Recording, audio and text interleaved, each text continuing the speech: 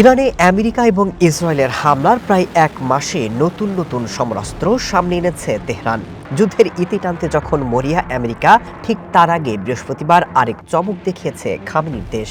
উন্মোচন করেছে নতুন ক্ষেপণাস্ত্র, সেই সাথে নতুন করে কয়েক দফায় তেল আবিব সহ ইসরায়েলের একাধিক শহরে মিসাইল ছড়ে ইরানের ইসলামী বিপ্লবী গার্ড আইআরজিসি। এতে একজনের প্রাণহানি এবং আহত হয়েছেন বেশ কয়েকজন। ইসরায়েল এবং আমেরিকার আগ্রাসনের জবাবে তেল আবিবের পাশাপাশি উপসাগরীয় আরব দেশগুলোতে আমেরিকার সামরিক অবস্থান লক্ষ্য করে ড্রোন আর ক্ষেপণাস্ত্র হামলা অব্যাহত রেখেছে ইরান।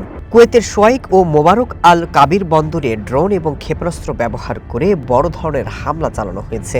সৌদি আরবে অবস্থিত আমেরিকান সামরিক ঘাঁটিতে ভয়াবহ বিস্ফোরণ হয়েছে।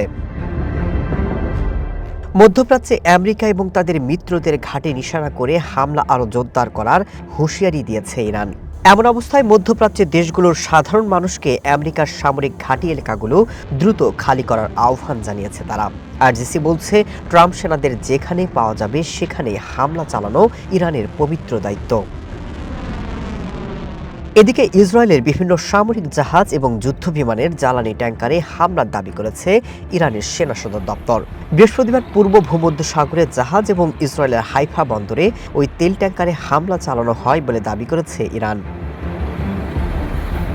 Masud Rana, one international desk.